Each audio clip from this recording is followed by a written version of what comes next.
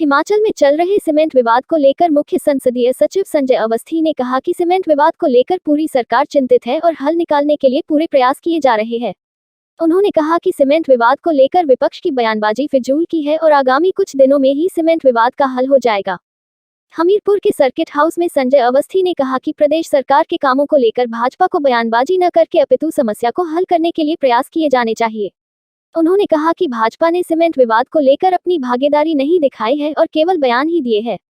विपक्ष की फिजूल खर्ची के बयानों पर पलटवार करते हुए संजय अवस्थी ने कहा कि 75,000 करोड़ का कर्ज भाजपा ने अपने समय में विरासत में कांग्रेस को दिया है और कांग्रेस सरकार सत्ता सुख के लिए नहीं आई है बल्कि व्यवस्था परिवर्तन के लिए आई है।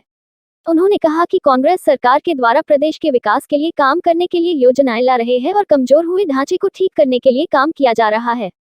उन्होंने कहा कि 45 दिनों में ही सरकार ने महत्वपूर्ण निर्णय लिए हैं। सीमेंट उद्योग में जो विवाद उत्पन्न हुआ है, माननीय मुख्यमंत्री ठाकुर सुखविंदर सिंह सुक्खू जी सहित सरकार जो है पूरी सरकार चिंतित है और इसके हल निकालने के लिए पूरी तरह से जो है वो प्रयास किए जा रहे हैं।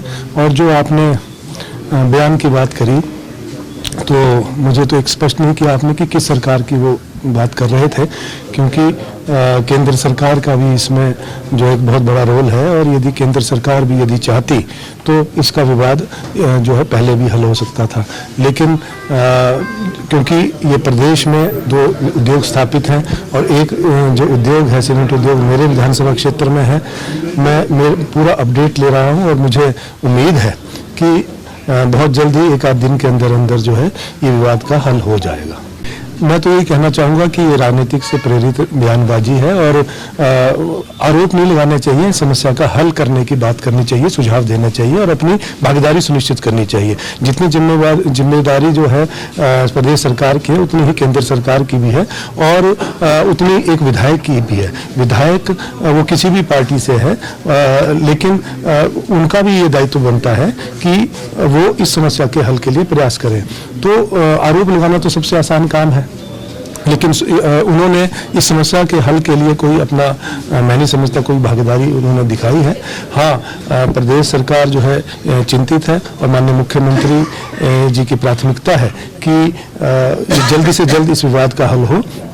मुझे आशा है कि एक आध दिन में इस विवाद का हल हो जाएगा। फिजूल खर्ची जिनके अपने घर शीशों के हुआ करते हैं दूसरों पे पत्थर नहीं मारा करते। 75,000 करोड़ रुपए का जो उन्होंने कर्ज जो है विरासत में हमारी सरकार को दिया है, तो वही अपने आप में एक बयान करता है कि दास्तां क्या है। तो इससे अधिक मैं नहीं बोलूँगा। और फिजूल खर्ची जो उन्होंने करी, सत्ता सुख जो उन्होंने भोगा, हम सत्ता सुख के लिए नहीं आए, हम व्यवस्था परिवर्तन के लिए आए हैं। और ये जो 75,000 करोड़ रुपए का जो ऋण उन्होंने हमें विरासत में दिया है, सबसे पहले तो हमें इससे उबरना है और अपने प्रदेश को स्वावलंबी बनाना है। और लगभग 2-3 साल के अंदर अंदर जो है हम रिसोर्स जनरेशन जो है के माध्यम से प्रदेश को एक नई दिशा देने जा रहे हैं, नई योजनाएं लेकर आ रहे हैं, बेरोजगारों के लिए रोजगार के साधन लेकर आ रहे हैं, नई टूरिज्म नीति लेकर आ रहे हैं और जो हमारी मूलभूत सुविधाओं का ढांचा जो आज अस्त व्यस्त हो गया है उसको मजबूती के लिए और हम जो है बहुत अच्छे प्रयास कर रहे हैं। माननीय मुख्यमंत्री महोदय ने अभी देखा आपने कि आज 45 दिन लगभग हमारी सरकार को हुए हैं, लेकिन 45 दिन में कितने महत्वपूर्ण फैसले उन्होंने लिए हैं, चाहे अगर भ्रष्टाचार को रोकने की बात हो, चाहे वो नई योजनाओं को लागू करने की बात हो। और ये पहले मुख्यमंत्री थे कि जो शपथ लेने के बाद सीधे सचिवालय नहीं गए, वो अनाथ आश्रम गए। तो उनकी ये सोच दर्शाती है कि उनके मन में क्या है और वो क्या